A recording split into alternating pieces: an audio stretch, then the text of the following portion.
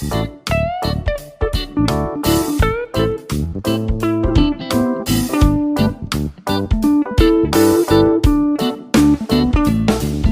अगर देखें तो घरों में फोटो है, मंदिरों में फोटो है, दुकानों में फोटो है।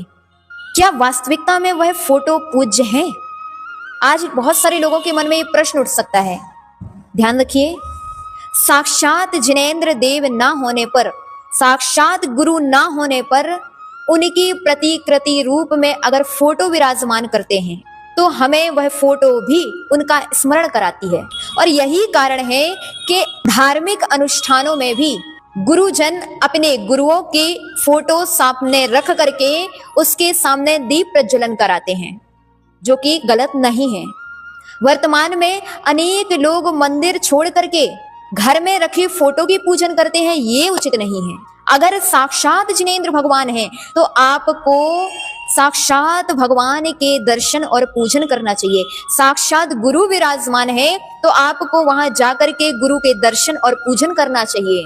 लेकिन इनके अभाव में घर में फोटो भी रख करके आप इनके अगर दीप प्रज्वलन आरती अगर करते हैं तो भी गलत नहीं है। इसके बारे में पूज्य पाद श्रावकाचार्य में उल्लेख मिला कि जैसे गरुड़ साक्षात ना होने पर गरुड़ की मुद्रा यानी गरुड़ की प्रतिकृति भी विश्व को उतारने में समर्थ होती है, उसी प्रकार जिनेंद्र भगवान साक्षात ना होने पर भी उनकी प्रतिकृति रूप उनकी फोटो भी अगर हम अपने सामने रखते हैं तो उस समय हमारे जो परिणाम निर्मल होते हैं वह परिणाम हमारे असंख्यात गुणे कर्मों की निर्जरा में निमित्त हैं। इसीलिए ध्यान रखना है, फोटो वैसे पूज्य नहीं है जैसे साक्षात जिनेंद्र भगवान पूज्य हैं, लेकिन फोटो की अभिनय नहीं करना चाहिए। आज वर्तमान में सबसे अधिक अभिनय चल रही है। कोई भी गुरुजन आते हैं तो सबसे पहले पत्रिकाएं, पोस्टर और बैनर बनना प्रारंभ हो जाते हैं और उसके उपरांत उन पत्रिकाओं के, उन बैनरों के अभिनय होती है। वह पैरों के नीचे आते हैं और कहीं वो कचरे खाने में पड़े नजर आते हैं, कई बार तो रोड में ऐसे ही वह उड़ते हुए नजर आते हैं। ध्यान रखिए, इस प्रकार की भी अगर आप उन फोटो की अभिनय करते हैं तो आपके लिए महान पाप का आश्रय होगा।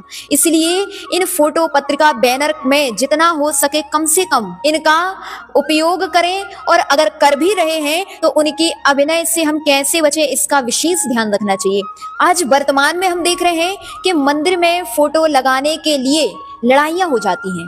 मेरी फोटो लगाइए, उनकी फोटो उतारिए, उनकी फोटो अगर रहेगी तो मैं स्टेज में नहीं बैठूंगा। इस प्रकार के शब्दों का प्रयोग साधु वृंद भी करते हैं। ध्यान रखिए, किसी की फोटो निकलवा करके अपनी फोटो लगवाना भी महान पाप के आश्रम में निमित्त है। इसीलिए आप अपनी फोटो तो लगवाएं, लेकिन किसी की फोटो निकलवाएं ये बिल्कुल उचित नहीं है। और श्रावकों से भी हमारा कहना है, कभी किसी साधु की फोटो निकाल करके उनकी अभिनय करना आपके लिए महान असाता वेदनीय कर्म के आश्रम में निमित्त बन सकता है। इसके बारे में एक साक्षात दृष्टांत है। एक बार किसी श्रावक ने किन्हीं साधु के मोह में आकर के किन्हीं अन्य साधु की फोटो निकाल करके अलग कर दी। जिस दिन से वह फोटो उसने अभिनय रूप में अलग करी, उसी दिन से वह व्यक्ति बीमार पड़ गया और उसके लिए पुनः वह फोटो यथा स्थान पर लगाना पड़ी।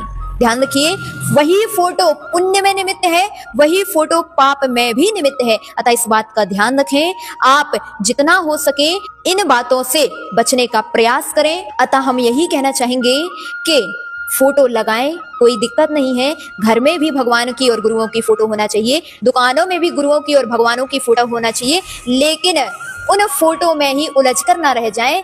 फोटो को भी आप प्रतिकृति के रूप में स्मरण करें, लेकिन साक्षात जिनेंद्र देव अथवा गुरु विराजमान है तो उनकी दर्शन और भक्ति करने में अपना अधिक से अधिक समय व्यतीत करें, जिससे हमारे लिए महान पुण्य के आश्रम में वह भक्ति प्रबल निमित्त बनेगी। फोटो अगर आपके लिए एक गुना कर्मों की निर्जरा कराएगी तो साक्षात जिनेंद्र भगवान की भक्ति, साक्षात गुरुओं की भक्ति हमारे लिए अनंत गुणे कर्मों की निर्जरा कराने में प्रबल निमित्त है।